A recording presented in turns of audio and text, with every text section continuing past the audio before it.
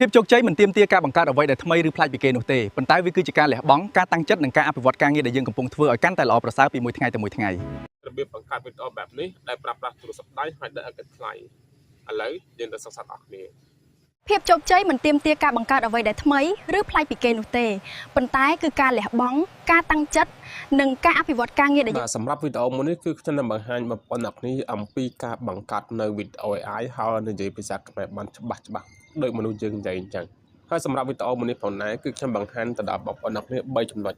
ណុចទី1គឺខ្ញុំនឹងបង្ហាញបងប្អូនអ្នកគ្នាអំពីការសរសេរប្រមចំណុចទី2ខ្ញុំបង្ហាញបងប្អូនអ្នកគ្នាអំពីការបង្កើតនៅរូបភាពចំណុចទី3គឺខ្ញុំបង្ហាញទៅដល់បងប្អូនអ្នកគ្នារបៀបបង្កើតនៅវីដេអូប៉ុន្តែយើងបន្ថែមទៅលើគឺការនិយាយជាភាសាខ្មែរដូច្នេះយើងគ្រាន់តែមានរូបភាពមួយសន្លឹកគឺយើងអាចប្រើប្រាស់នៅ AI ឲ្យនិយាយជាភាសាខ្មែរបានដូចមនុស្សយើងនិយាយពិតៗអញ្ចឹងបាទអញ្ចឹងជាដំបូងគឺយើងចូលមកក្នុងកម្មវិធី ChatGPT ទាំងអស់គ្នា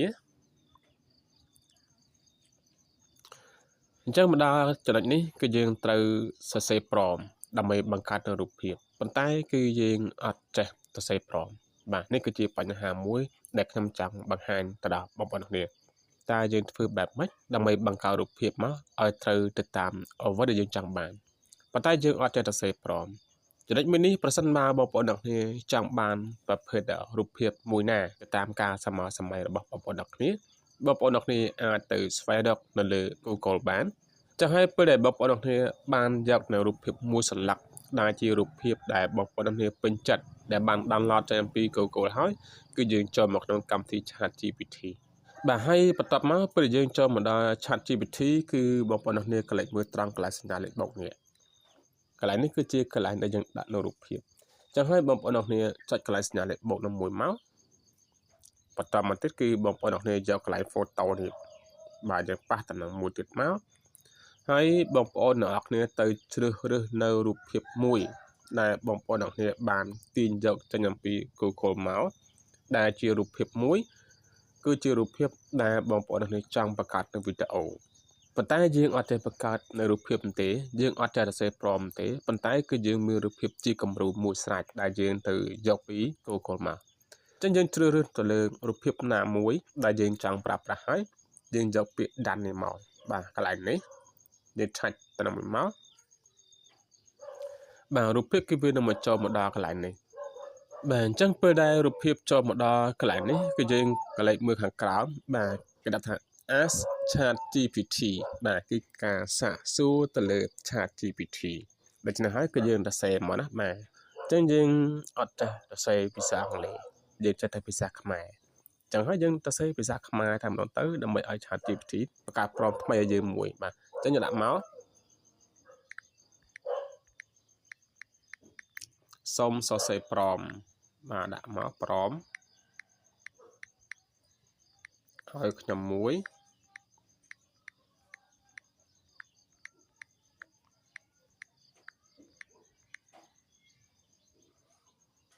ចេញពីរូបភាពនេះ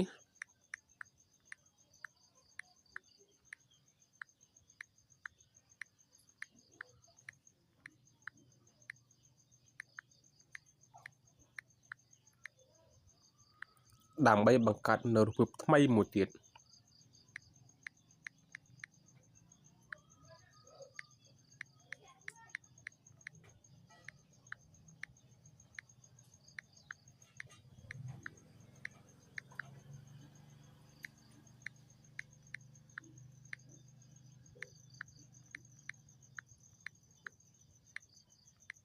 អូខេអញ្ចឹងពេលដែលយើងសរសេរប៉ុណ្ណឹងហើយបាទខ្ញុំសូមអានបញ្ជាក់សូមសរសេរប្រមឲ្យខ្ញុំមួយចេញពីរូបភាពនេះដើម្បីបង្កើតនៅរូបភាពថ្មីមួយទៀតអូខេយើងចុចសញ្ញាព្រួយទៅដើម្បី generate នៅប្រមអញ្ចឹង ChatGPT នឹងបង្កើតប្រមមកឲ្យយើងហើយនេះគឺជាប្រមមួយដែល ChatGPT សរសេរជាភាសាអង់គ្លេសអញ្ចឹងបើសិនករណីដែល ChatGPT សរសេរប្រមមកយើងជាភាសាខ្មែរគឺយើងគួរតែបកប្រែជាភាសាអង់គ្លេសទៅព្រោះអី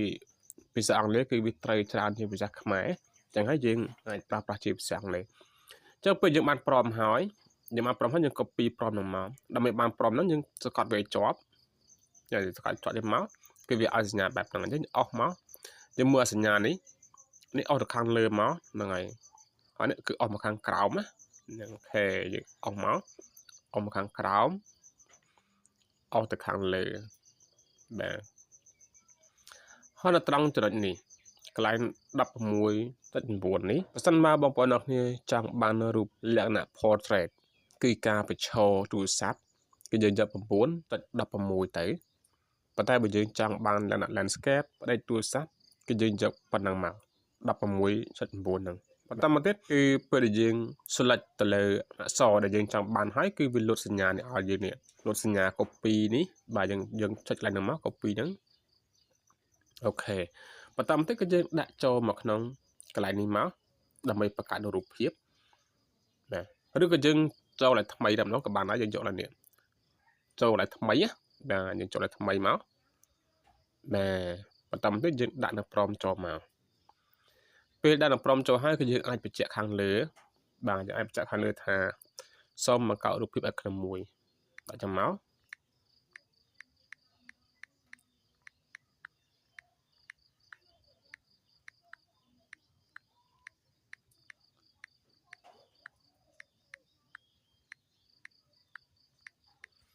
បាទគឺយើងដាក់បញ្ជាក់ចាំមកសូមបង្កើតរូបភាពឲ្យខ្ញុំមួយហើយយើងចុចសញ្ញាព្រូនដើម្បី generate យកនៅរូបភាពបាទឥឡូវយើងរងចាំទាំងអស់គ្នាសិនបាទអញ្ចឹងសម្រាប់បងប្អូនអ្នកគ្នាដែលកំពុងមើលវីដេអូមួយនេះបាទកុំភ្លេចជួយ Subscribe ចុចរូបសញ្ញាកណ្ដឹងដើម្បីទទួលបាននៅវីដេអូថ្មីៗប្រសិនមកបងប្អូនអ្នកគ្នាបានមើលហើយបងប្អូនតាមដានមើលសិនណាហ្នឹងហើយយើងមើលឲ្យចប់សិនកុំមានការរំលងកន្លែងណាមួយអាចនឹងបាត់នៅកន្លែងដែលសំខាន់ដែលយើងបង្កើតអញ្ចឹងសូមបងប្អូនអ្នកគ្នាសូមមើលកុំរំលងហើយបើសិនជាមើលហើយបង្កើតបានហើយគិតថាជាប្រយោជន៍សម្រាប់បងប្អូនយើងអាចចាប់ដើមជួយគ្នាបាទជួយ Subscribe អ្នកមួយមកដើម្បីជាកម្លាំងចិត្តដល់ខ្ញុំនឹងបង្កើតវីដេអូជាបន្តទៀតបាទអញ្ចឹងយើងបានរូបភាពមួយហើយយើងប៉ះទៅលើរូបភាពហ្នឹងមកវាមិនដូចទាំងស្រុងទេទៅលើរូបភាពដែលជាគំរូមិញហ្នឹងប៉ុន្តែគឺយើងអាចប្រើប្រាស់បានដែរអញ្ចឹងយើងយកកន្លែងនេះដើម្បី download រូបភាពហ្នឹងបាទយកឡើងហ្នឹងមក download បាទប៉ុណ្ណឹងគឺរាល់ជាការស្រេចហើយណាហើយប្រសិនមកបងប្អូនអ្នកនេះអាចចាប់មករូបភាពមួយទៀតចាំបានលក្ខណៈនេះឈរណាតែបើយើងចាំបានលក្ខណៈអង្គុយយើងដាក់មកបាទសូមបង្កើតមួយទៀត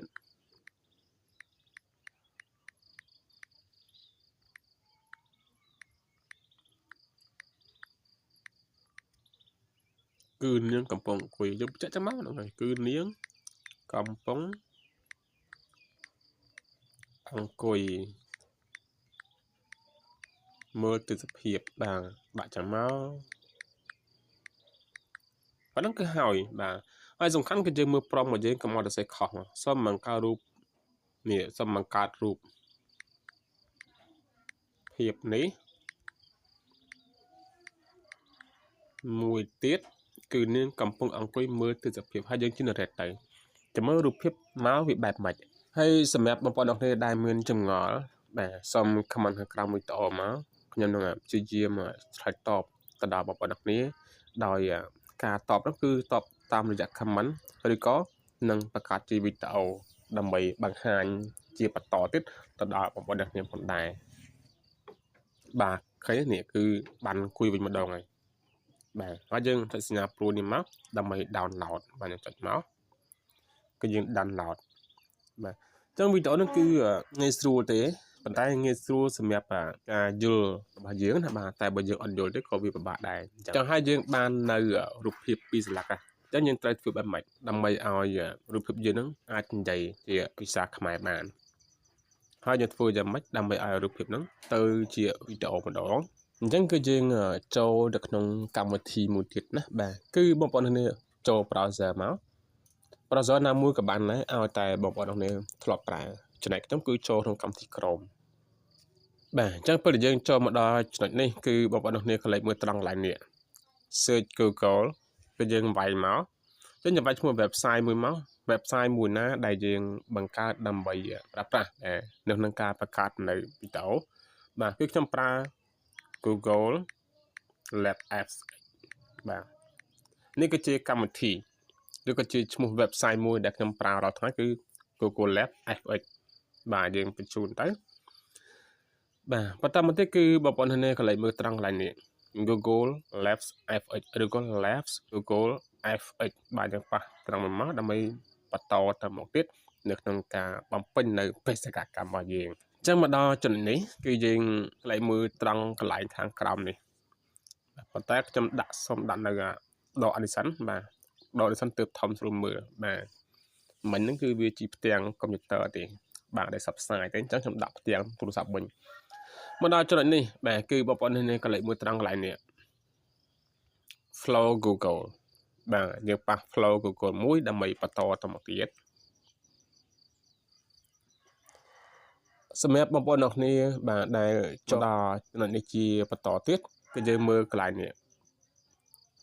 New Project ណាបាទយើងប៉ះត្រង់មក New Project នេះមកវាមានច្រើនដំណាក់កាល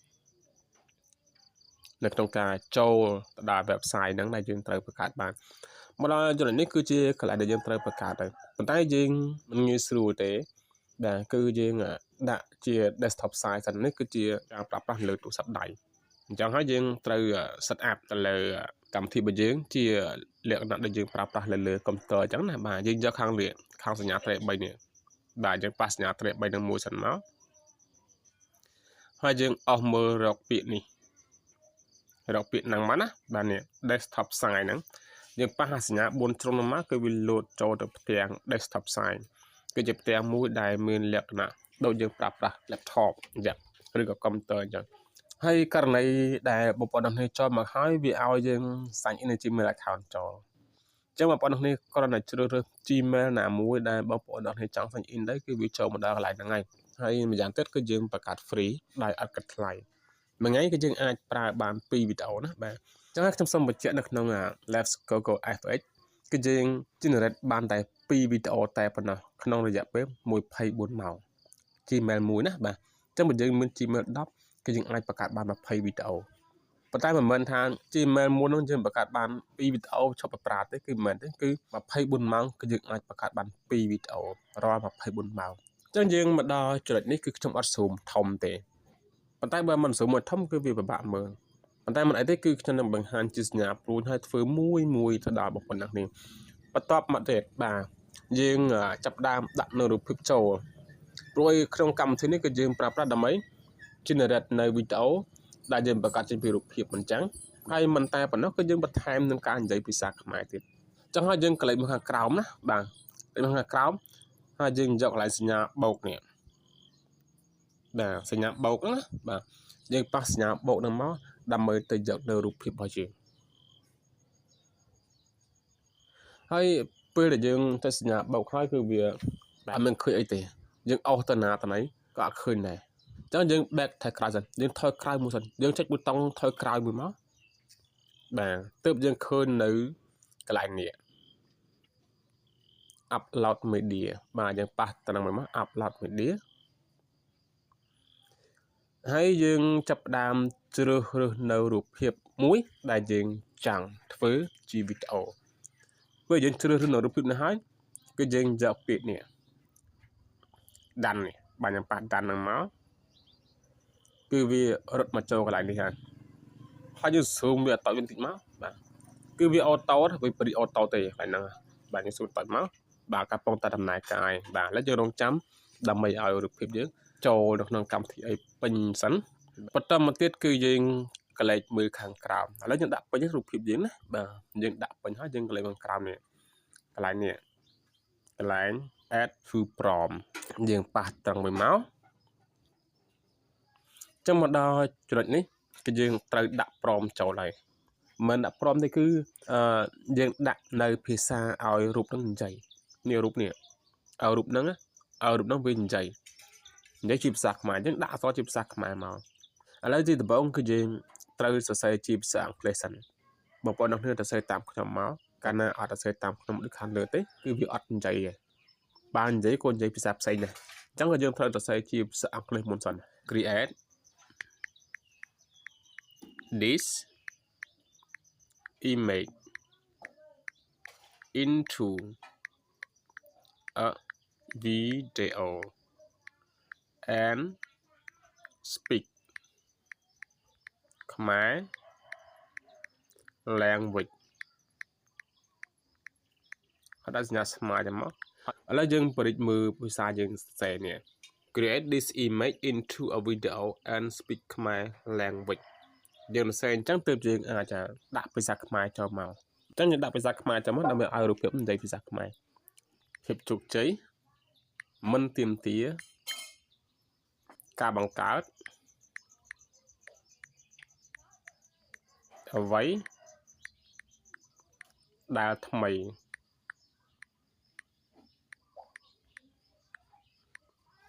ឬប្លែកពីគេនោះទេចឹងបងប្អូនអ្នកធ្លាប់ឮពាក្យហ្នឹងហើយបាទភាពជោគជ័យមិនទាមទារការបង្កើតនៅអ្វីដែលថ្មីឬប្លែកពីគេនោះទេប៉ុន្តែគឺការលះបង់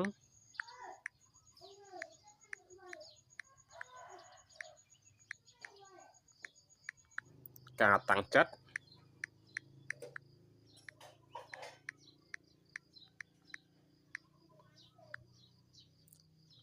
និងការអភិវឌ្ឍ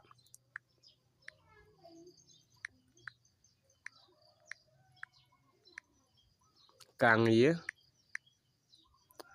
ដែលយើងកំពុងធ្វើ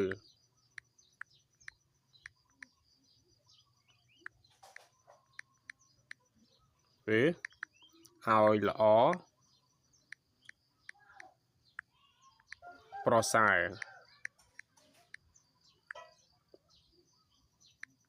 ពីមួយថ្ងៃ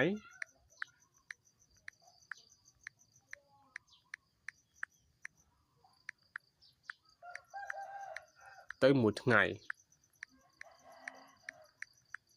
នេះគឺជាភាសាខ្មែរដែលខ្ញុំបានដាក់ឥឡូវយើងអានឲ្យច្បាស់ទៅណាកុំឲ្យខុសពាក្យកុំឲ្យវិញនិយាយខុសបាទភាពជោគជ័យមិនទាមទារការបង្កើតអ្វីដែលថ្មីឬប្លែកពីគេនោះទេប៉ុន្តែគឺការលះបង់ការតាំងចិត្តនិងការបង្កើតការងារនិងការអភិវឌ្ឍការងារដែលយើងកំពុងធ្វើឲ្យល្អប្រសើរពីមួយថ្ងៃទៅមួយថ្ងៃបាទខ្ញុំដាក់បែបហ្នឹងបន្តមកទៀតគឺយើងកលេចមួយត្រង់កន្លែងនេះសញ្ញាព្រួយនេះសញ្ញាព្រួយហ្នឹងបាទយើងប៉ះសញ្ញាព្រួយហ្នឹងមកដើម្បី generate នៅរូបភាពនេះទៅជាវីដេអូបាទឥឡូវយើងប៉ះមកបាទនេះគឺជាការបំលែងពីរូបភាពនេះទៅជាវីដេអូវិញហើយយើងបានបន្ថែមក្នុងការនិយាយទៅលើវីដេអូហ្នឹងជាភាសាខ្មែរទៀតបាទឥឡូវយើងរងចាំអ្នកនរគ្នាសិនមិនយូរទេបាទមិនក្រោមមិនលើសពី1នាទីទេណាបាទយើងរងចាំសិន